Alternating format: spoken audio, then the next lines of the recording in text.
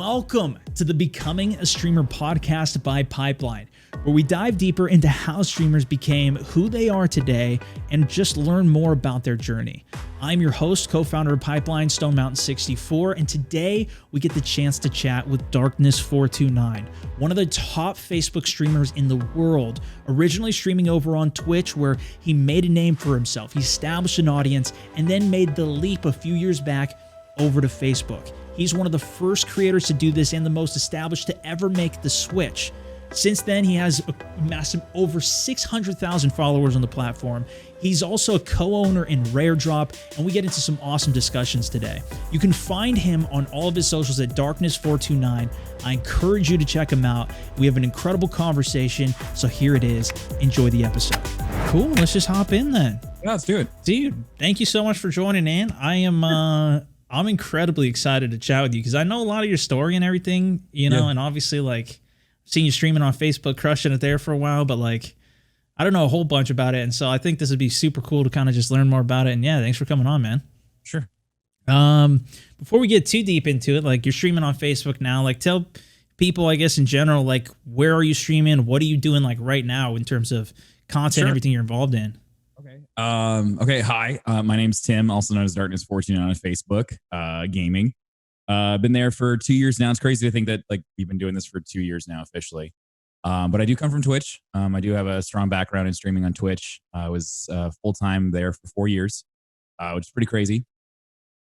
So it's been a long journey doing content creation. But so Facebook gaming, live streaming there. I'm also part of a company called Rare Drop.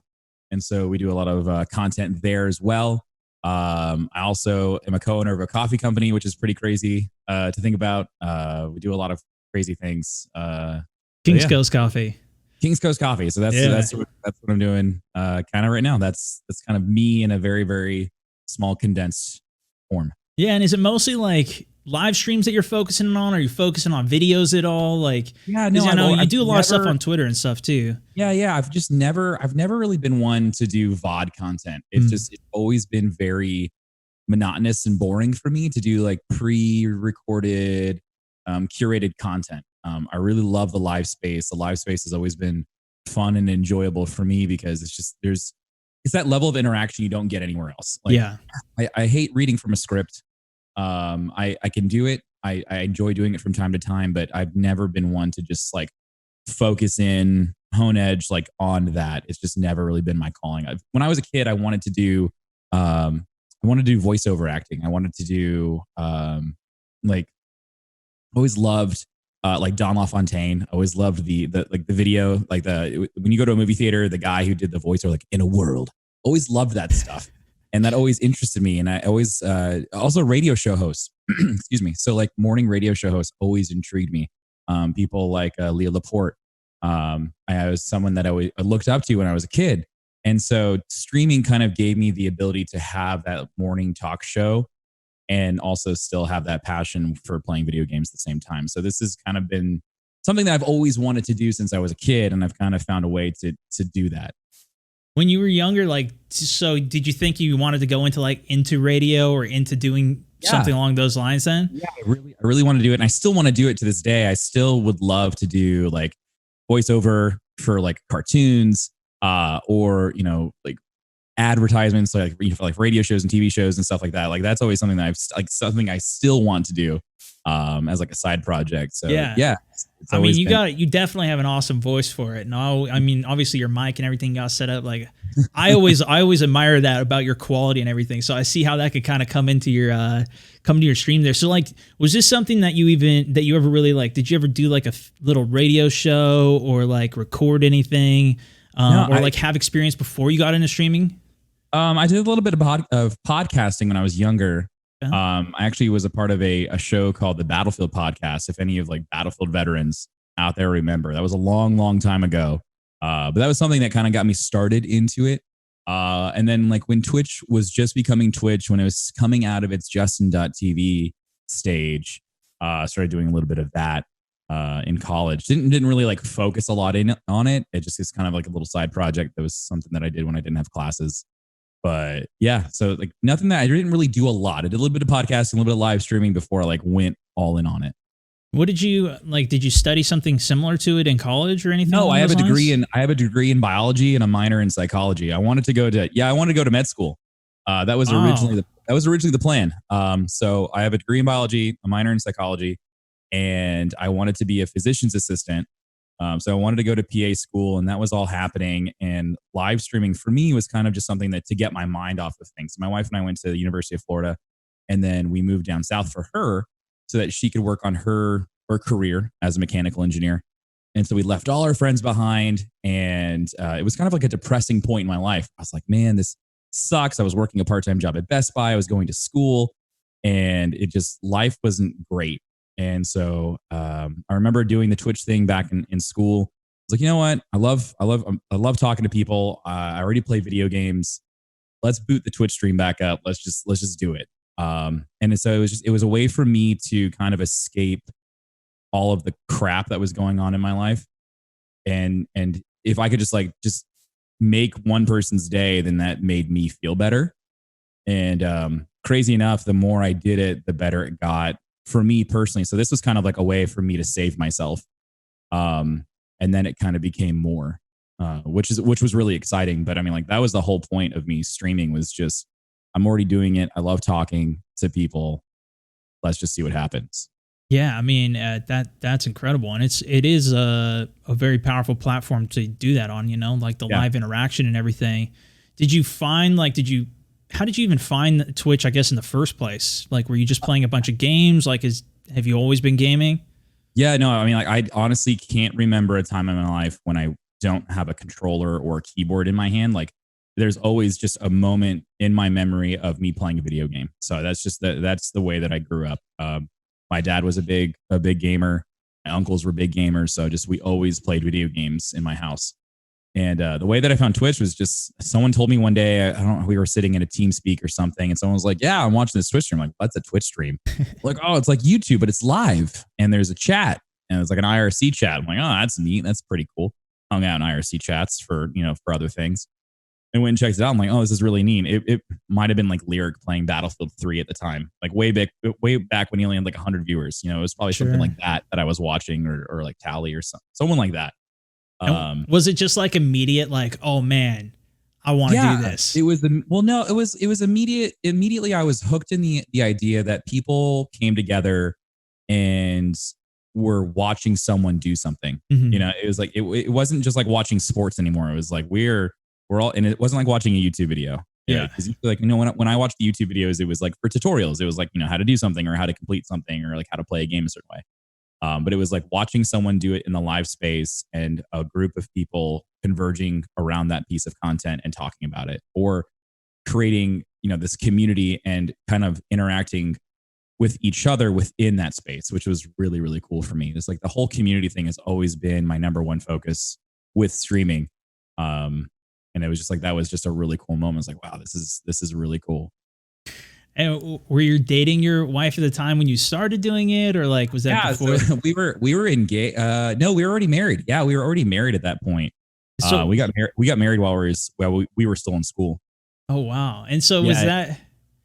was that like, what was the conversation like with her even like, hey, I'm gonna boot up a live stream. The second time. Yeah. Well, the first time, like when we were still in school, I don't think she thought much of it. I think she was Okay, just, yeah. oh, he's playing games, with a webcam on at the time. Like that's all it was. The crazy conversation when it was like, hey, this is becoming something. I should probably quit my part-time job at Best Buy. Like, it's like, cause that's what it was. It was like, Right. it was me coming home from work or from school and hanging out with her and waiting for her to go to sleep. Mm. And then booting up the stream, or like me not having a day off from work and not going to class, or it was like I could watch a class at home and then start streaming.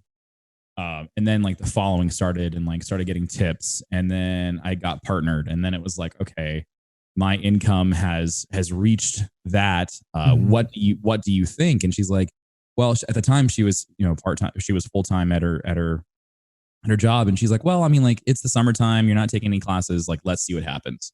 If in 4 months this falls apart, get your ass back to work, go back to school, and we'll see what happens. So things kept growing, and I went back to fall classes, and then I had to decide at that point. I was like, all right, this is becoming something really cool. Do I take the leap of faith and say, I tried doing something that not a lot of people can do, make a full-time living playing video games? Or do I just can it and then continue my education? I was like, let's live a little on the wild side and let's try this out. Because like school's not going to go anywhere. That was me. That's how I talked myself into it. I was like, school's not going to go anywhere. The classes are still going to be there. I might be the old guy in the room when I go back to school, but let's see what happens. And 6 years later, I'm still here, which is pretty neat. But it was actually a pretty cool conversation. It's like, it's always funny when I see people come in chat and they're like, oh man, I wish my wife would let me play video games all the time. Well, it's a lot more than just that. Yeah. It's so much more than that. But it was, thankfully my wife is super supportive, and she saw how much I enjoyed it, because I think she saw like the really really low point for me, like the dark times for like when I was super depressed, and like she didn't want that, and she knew that if I could change that around in my life, it would change things around for both of us, and we'd all be happier in the end. So. Yeah. I mean, but that still couldn't have been, even though, you've got some traction, you've got some tips, like you're making, that still is not an easy decision to make to go, huge gamble. It's a huge gamble. Like, I mean, like you become your own business. You become like your livelihood is riding on people. It's crowdfunding at that point. Your ability to turn on the stream every day is leveraged on if people are going to come and support. And that's scary. It's definitely scary. And even when I was considered full-time streaming, there was definitely low points of like, I don't know if I'm gonna be able to pay bills this month. I have no idea. We'll see what happens. Yeah, no, I mean, it's 100% a business, and trying to figure out like, okay, well, am I going to be able to pay a mortgage with this? Or like, it's a really hard decision to make in terms of doing that. When you were starting doing it too, like, was that something that, you go full time on it? I guess even before that, like how many hours do you think you were streaming, or like, was it an everyday thing that you were doing? Were you taking your weekends away from this as well? No, I mean, like, so when I first started doing it full time, I mean, like I was the young buck. I was the guy who was putting in like, I feel like I was up at 6 and I was done by, 5 or 6, so putting, the 10 to 12 hours a day in. Yeah. Doing the multiple 24-hour streams in a month, like doing those big, crazy, long bingers that I physically can't do anymore. So yeah, I mean, like I was grinding, and I started out in the Titanfall community. That's how I got partnered, was playing Titanfall, and then, playing Battlefield. And then Rainbow Six Siege came out, and like, that's when things really started to take off for me. My big breakout was initially Titanfall, but the big breakout for me was Rainbow Six Siege. I was like the number one guy in the directory for a long time, and that's when I started to learn a lot about the streaming industry as a whole, and mental health and burnout. And there's so many things that come with the grinding for 12 hours a day and staying in one directory and only playing one piece of content. It's I learned a lot. I definitely learned a lot in the year and a half of streaming nothing but Rainbow Six Siege.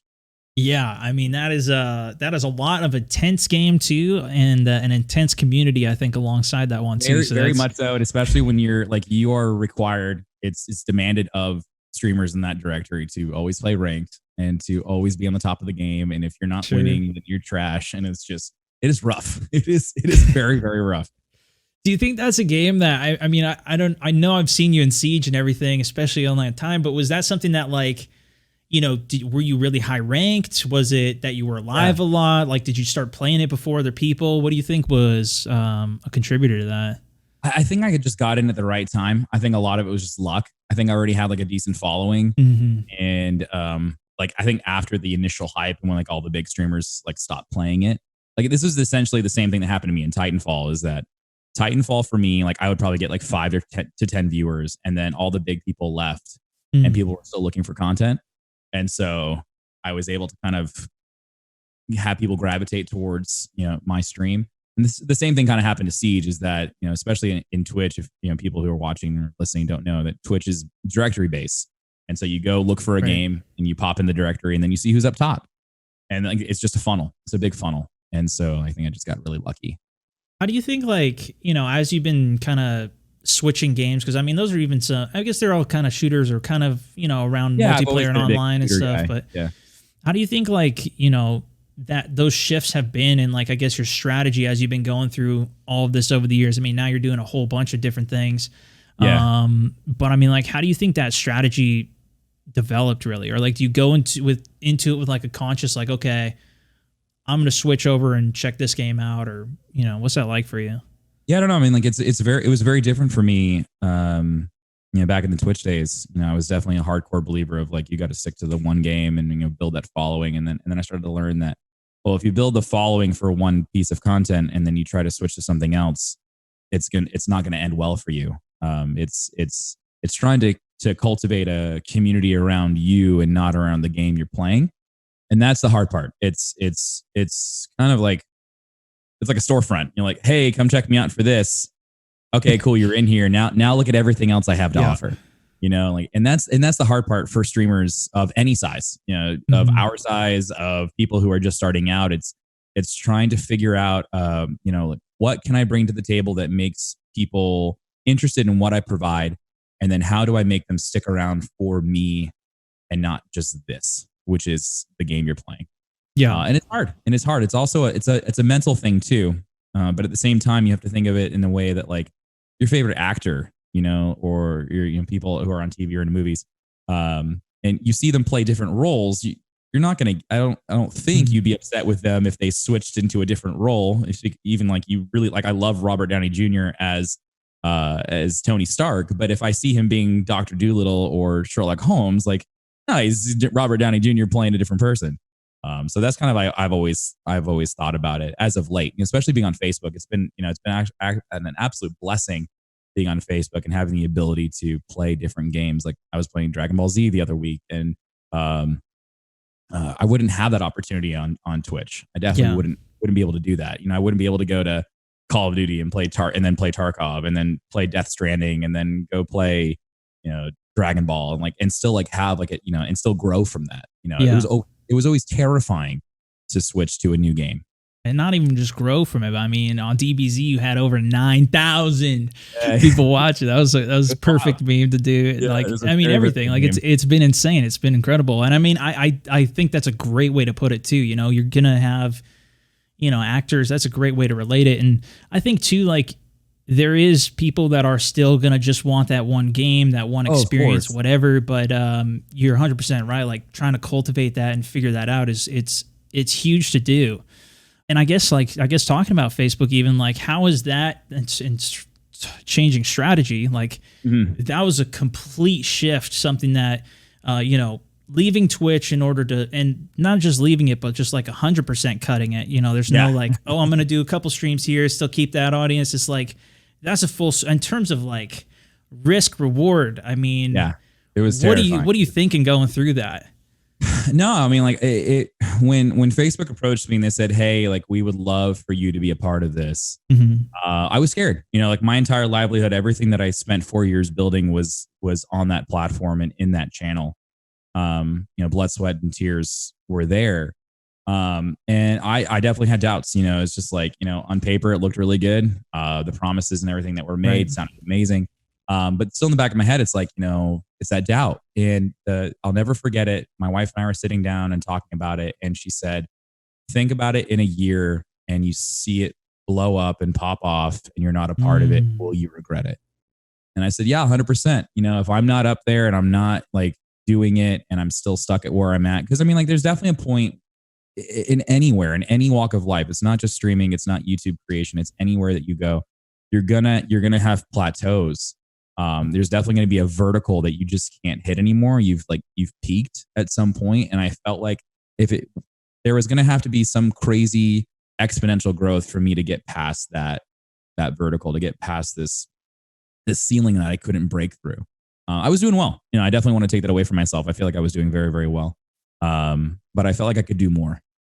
And so that was me taking a chance on myself, my performance, and the things that I have learned and taught myself throughout the years of being on Twitch. And I felt like I could take it onto Facebook. And so, like, that was the thought process of switching for me. Yeah, no. And I mean, that's what I remember even talking to you when you first made the switch and when you're doing that. And it's like, it's exciting that you saw the opportunity there though, because it is something that, now you see a lot of people that are like, oh, what about this? Or what about Mixer? And there's a lot of movement going around, but to have the foresight years ahead. I mean, you said you've been streaming 2 years, like, that's a long time in internet talk, Yeah, it really is. and like to have the foresight to make a move and to take a risk like that. And you're right. Like sometimes that's where you need to go for growth for it. But I mean, you're switching over, like, what was that like even communicating that to your audience on Twitch? Cause I know a lot of people, whichever platform they're on, they like to stay wherever they're at. Yeah. So, I mean, how did that go over with them? It was weird. It was weird to have like making this announcement of whatever time and then like, hey, like tomorrow I'm going to be here. Mm-hmm. It's still gonna be the same me, same Right. stream, just a different URL. I didn't do any flashy announcement like you saw like Ninja or Shroud do. Like, like at that point, like the thought of like switching platforms was still like so crazy, like no one would ever do it. So like, like no one wrote an article about me moving. But yeah, I just told them, I was like, hey, listen, like everybody's got a Facebook. So if you're more than happy to come join me. I totally get it if you want to stay here on Twitch. And thankfully enough, a lot of people, and it's crazy, like a lot of people came over, but a lot of people didn't. And then later on down the road, I've started to see more people pop in and like, hey, this is me. I'm like, oh crap, of course, yeah, I remember you, like because you were around for a long time. So I started to see more and more people ease into it, which is actually really neat. I would say in the past 6 months, I've probably had more people that were like diehard fans on Twitch come over. I'm like, oh yeah, I remember. Like, of course, yeah. And I'm like, yeah, it's really neat. It's very, very cool. That is so cool. And then, I mean, obviously your wife's been super supportive on all this stuff. Like, that's got to be incredible, first of all. But like, how's your overall friends or family? Like, it's still a very weird conversation. Like everybody like they know what I do. The first time I was at a family get together was actually my wife's family's Christmas party. And we hadn't seen most of them since our wedding. So we're talking like probably 3 or 4 years since we've seen them. Like, oh, hey, like, what are you doing? I'm like, oh, I play video games for a living. They're like, and the entire room got quiet and everybody looks at me and they're like, you do what? I'm like, here we go. Okay. Do you watch YouTube videos? Okay. It's not like that, but it's live and people watch and they talk in the chat. Right. So it's like, it's still really hard. Like some people still swear up and down that I'm like, I do porn and I have to tell them I don't. I keep my clothes on while I play video games. I swear.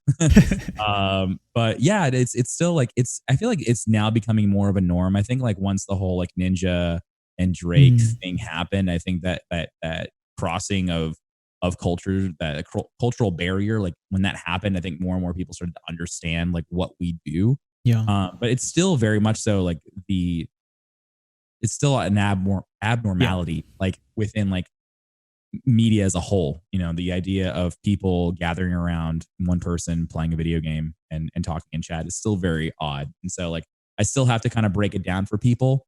Every once in a while I'll be like, oh yeah, I know I play video games, and I'm like, oh, like on that Twitch thing. I'm like, kind of. It's on Facebook though, but so you get that too then, of people like, you're still trying to explain Facebook to people, the people that are like, oh yeah, that Twitch thing. But then you're trying to explain the next layer of, well, I do this and I'm trying to do, Yep. Yeah. It's kind of cool though, because like more and more people are like seeing the Facebook streams before they see the Twitch things. And like, that was a really cool thing for me, coming onto the Facebook platform was, people not knowing what a Twitch stream was. Right. I'm like, oh, perfect. Okay, great. Let me introduce you to streaming culture. And it's still like, it's hard to break it out of me. Like I'm still like, deep down inside, I'm still a meme lord on Twitch, and like I love emotes and I love saying Pog and know and doing Kappa and things like that. So it's still hard to break out of, and it's fun to kind of see even like those barriers kind of cross and like see like streaming culture from Twitch kind of come into Facebook chat life, and it's kind of cool to see this thing that is live streaming kind of just all come together. Yeah, no, and you stream with guys on Mixer and Twitch and everything all together with so it's like, I mean, how has that experience been trying to even explain that to people? No, it's like, it's cool. Like it's neat to have so many people that that you have as friends, people that you create content with, that you collaborate with, Yeah. uh, and like being able to explain like, oh yeah, no, he streams on Microsoft's live streaming platform, or like, oh, he's over on Twitch and like I'm on Facebook, or he's over on YouTube. Like it's cool to to have that opportunity to cross those boundaries again. Yeah. I'm curious to see. So, like, you're now, I mean, you're doing so many different things now, too. Sure. Like, what systems do you think you've built over these years? Whether that's like, having moderator teams help you, agents, business partners, obviously, you have a few of those. Like, is there anything that stands out to you in terms of something that you've helped to like continue to grow with what you're doing? I think the things we're doing with Rare Drop has been really exciting. This is my company outside of D429. This is a company that let me backtrack. As a streamer, our business is this. It's playing video games. Mm-hmm. At some point, this is going to stop. At some point, it's either not going to be there anymore, or we're going to get tired of doing it. Yeah, at some point, it's just you're not going to want to play video games anymore. And so I've always wanted to have something else to do. What is the next step for me? I'm not going to do this until I'm 50. I want to do new things. And so thankfully enough, I had met King Ithalian and Professor Broman and K Magic 101 Kevin. I had met them just from streaming, and they knew I was a Florida guy, and we met and hung out and became friends. And then thankfully enough, they wanted to bring me on as a business partner, as the fourth member of Rare Drop. And so to have things like King's Coast, to have things like GCX or the Gaming Community Expo, these are all things that we are developing, and continuing to develop these new businesses and things within Rare Drop. That's very, very exciting for me. So I think that's my big focus right now. As much as my focus is on live streaming and building the community on Facebook and continuing to grow that. Everything that we're doing with Rare Drop is really exciting, and that's where I really see, like, for me, that's where my future is going to be. That's awesome. And yeah, I mean, it's incredible what you guys are all working on and how you're working together, and it's really, really cool to see. And in terms of like balancing your time though, because you're streaming like 7-8 hours a day still, and you're doing that. Like, what does a day now look like for you? Yeah, it's kind of crazy because like now we have a baby, which you will be in that same boat soon. So like life is wild, man. So like up at 5 in the gym by 5:30. That was something that I was very thankful for when coming to Facebook, because I had the opportunity to focus on personal health, which I threw completely out the window on Twitch. Which like that's something that I urge all content creators, or honestly, really anyone in any walk of life, is to spend time focusing on yourself, because it'll make you a better person in the long run. And on Twitch, it was always the get up as early as possible before the other people in the directory and stay on as long as possible. Don't take a lunch break. If you're going to eat fast, get back into the game, do that stuff. Right. But thankfully I was able to like start going to the gym and taking breaks and things like that. So yeah, so a day in life for me: 5 o'clock, wake up, 5:30 in the gym, get home, help the wife with the baby, start streaming at 8, take my lunch break at noon, see if the baby and the wife need any help, back on at 1, done by 5. And then it's starting to answer emails, making sure stuff at the office is good with Rare Drop. Yeah, thankfully I have a great management team. I've got a OPG manages me, so like they take care of a lot of the business stuff, thankfully. Having a management team has really, really helped me out stay focused. Thankfully we have a couple employees at Rare Drop that also help do stuff as well. So yeah, that's essentially the day in the life is me, is just up, gym, stream, email. And you on the gym too that's been a huge motivator for me to get out and get a lot of that stuff going too. It's been good. It's that's definitely something that I've, and that's another thing too that it's something that I can take pride in outside of stream. I've been Darkness429 for so long that it's been nice to start creating content like being at the gym, like like taking a picture and like showing like, hey, like this is me a month ago and here's me today. Just things like that is being able to take pride in things outside of just being a streamer. Yeah, and you were talking about just some advice there too. I'm sure you get asked all the time for advice on content or streaming or whatever. Like, what kind of advice would you give to somebody who's looking to get into streaming or working on it? Yeah, man, it's so hard. It's so hard to not focus on the numbers. I mean, like we find ourselves in a weird stage right now where the talk of streaming is synonymous with money. You know, like if you're a streamer and you're a successful streamer, then you're rolling in the dough. And that doesn't help. It didn't help when like Tyler goes on CNBC and says, "Oh, I'm making this amount of money being a live streamer." Or, you know, you see all these companies that are throwing at ads are like, you can be like this streamer and make $1 million a year. Apparently there was an article written about me that said I make like $125 million a year. And I'm like, yeah, really? Because pretty good. All right. And someone texted it to me and I hadn't talked to this person in years. I'm like, is this you? Is this true? And so it's like, it's weird because we find ourselves like coming out of the gold rush stage in streaming. Like people are rushing to become live streamers and stuff. And I think it's still hard for people who see like what we do. Like, oh, this looks really neat. I want to do it. How can I quit my job and start, you know, being a full-time live streamer?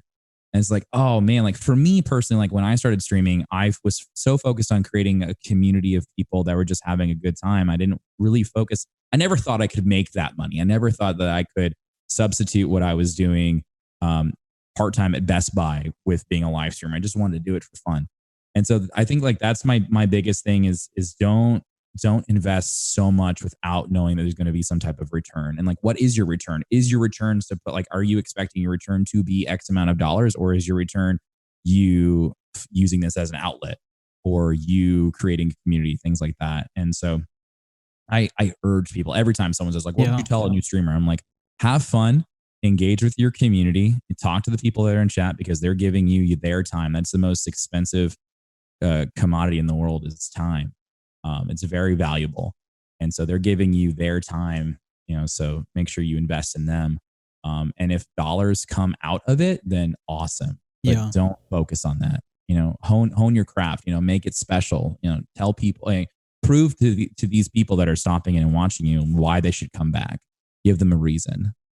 That is, that's awesome. And it's 100% true. I mean, a lot of this is just, it is still so new. You see Ninja going on TV and it's like, what the heck? Like he's like the first mainstream dude to like start figuring this stuff out. And whereas like movies, everything else has been around for ages. And the same thing too, in terms of comparing numbers or whatever, like it can definitely, no matter what level you're at of anything, like that can definitely get to you. But no, that's really awesome advice, man. And, look, I think we're going to wrap it up there. Hugely appreciate you coming on for this. If people want to find you, talk to you, see more about you, what are they finding? Yeah, just search Darkness429, Darkness429 everywhere on Facebook, Twitter, Instagram, all those places. Yeah, 100%. Check them out. Dude, I love this. Thank you so much for sharing your story and joining in with us. Yeah, man.